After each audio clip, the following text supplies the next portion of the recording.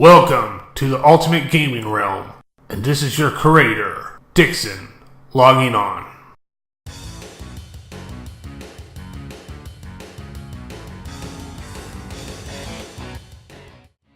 Duke Nukem 3D 20th Anniversary World Tour was released nearly by this time last year.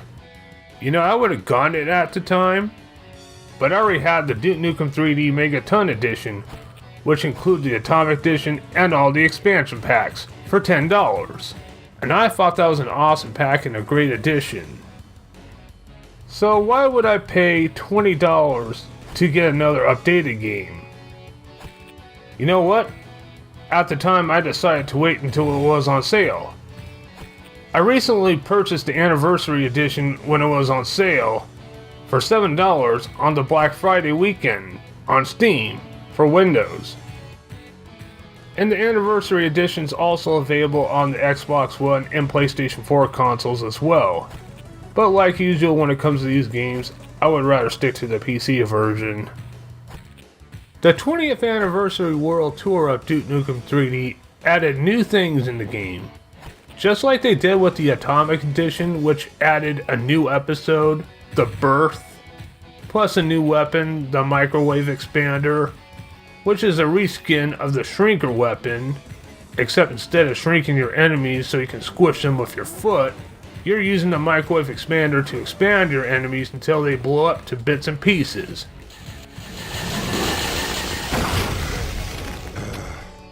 Plus there's also two new enemies, the Protector Drone and a Pig Cop Tank. Oh, the Pig Cop Tank is just like one of those flying ships that the Pig Cops fly in. Once you blow up a ship or a tank, a Pig Cop comes out of it, or sometimes a Pig Cop dies with it.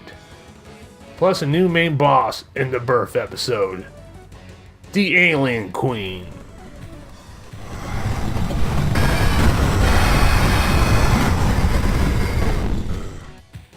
Now 20 years later, with this new version for modern gaming purposes, they added a 5th episode titled The Alien World Order. And they did pretty much the same thing as they did with the Atomic Edition. The World Tour Edition added a new weapon called the Incinerator, which is a reskin of the Freeze Thrower weapon.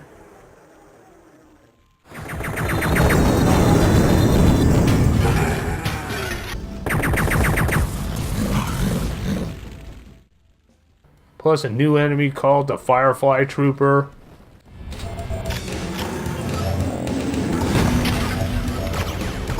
Holy shit.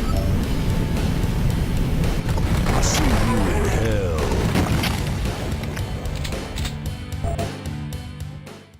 And the new boss has been modified after the Psychoid Emperor boss from the 3rd episode on the Stadium Field.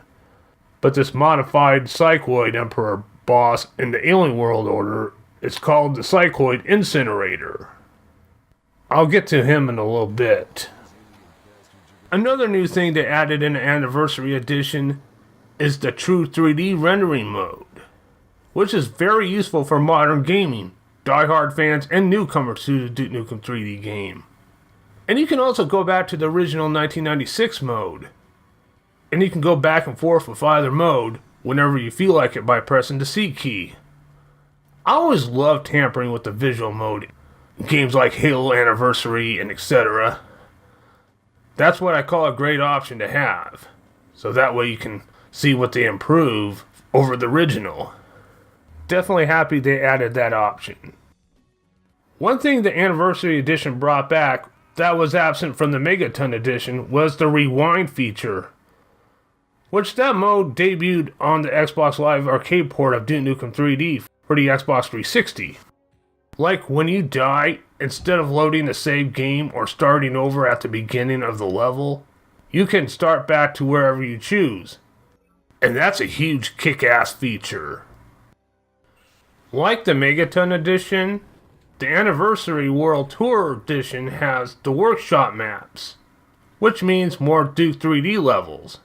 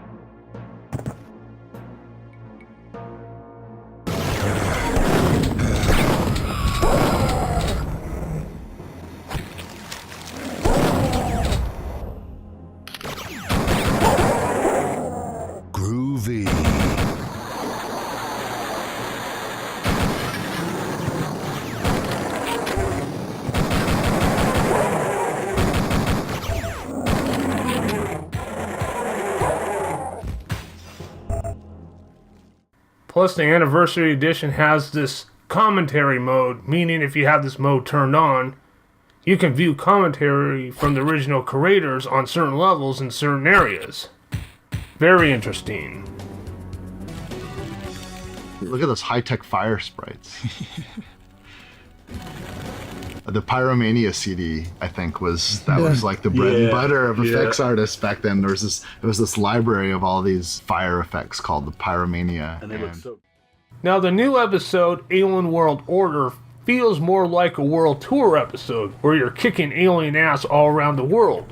France, Russia, Egypt, San Francisco, Hollywood, and more.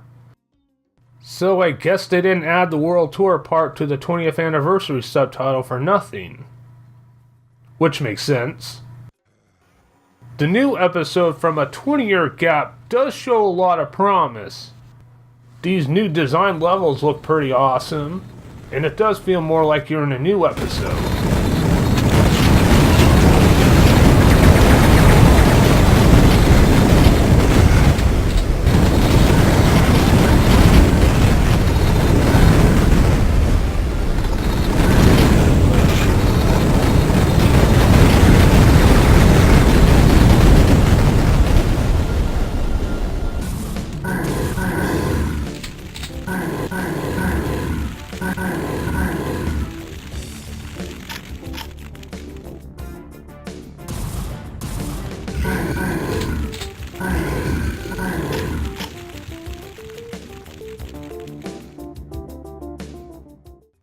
The new enemy, the Firefly Trooper, uses a flamethrower weapon, and if he tags you, you're most likely going to be dead, because he does take a lot of damage.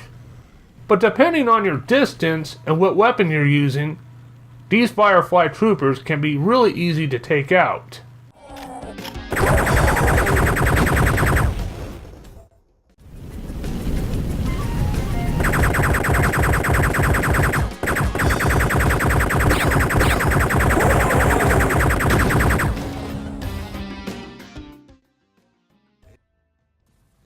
And this new incinerator weapon does the damage, but it doesn't seem to connect to some enemies well. And this incinerator does have a short distance, even a shorter range than a shotgun. And this new episode boss is just a rehash of the boss from the 3rd episode. Oh, come on! The boss from the 4th episode was at least original. Why can't they come up with the same creative mind for a new boss? Let alone the Cycloid Incinerator is much more easier than the Cycloid Emperor. What were they thinking?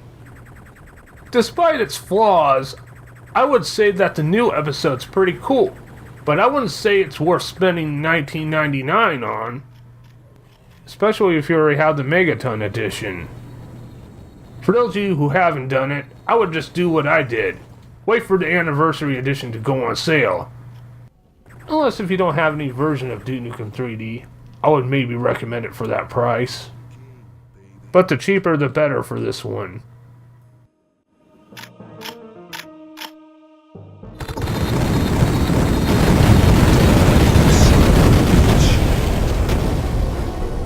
I wish I knew how to quit you. Now my biggest gripe with this anniversary edition is the lack of the expansion packs. Nuclear Winter, Duke It Out in DC, and Duke in the Caribbean Lies the Beach. What the fuck? The Megaton edition had those expansion packs, and they charged $10. But the anniversary edition is missing those expansion packs, and they're charging $20. This makes no fucking sense. Except maybe for some licensing issues, but I kinda doubt it. I mean, it's pretty cool that they added new things to the anniversary edition like the 3D rendering and brought back the rewind feature and a new episode and a new weapon and a new enemy, but that still doesn't excuse the lack of expansion packs. The game's been out for over a year, and hopefully Gearbox will fix this issue, like bring all the expansion packs as DLC for the anniversary edition. That will be more likely worth $20. But until then, I only recommend the 20th Anniversary World Tour when it's on sale. Above all, I would have to say the best Duke Nukem 3D version to date is the Megaton edition that was released in 2013 from Devolver Digital and General Arcade. But unfortunately that version is no longer available for purchase due to Devolver Digital's agreement with current franchise owner Gearbox has ended. Don't get me wrong, the Anniversary Edition is still impressive in its own way, but hopefully Gearbox can at least make that version better. So all you know, neither of the Duke Nukem 3D episode I did so far was a full review on the game itself. But I do have plans on doing a retrospective on the Duke Nukem franchise by starting with the first 2 platformer games. Until then, unless if they do another updated version of Duke 3D or have DLC for the Anniversary Edition, I'm done making a Duke Nukem 3D video for a while. Anyway, that pretty much wraps it up. Thank you all very much, and this is Dixon of the Ultimate Gaming Realm, logging off.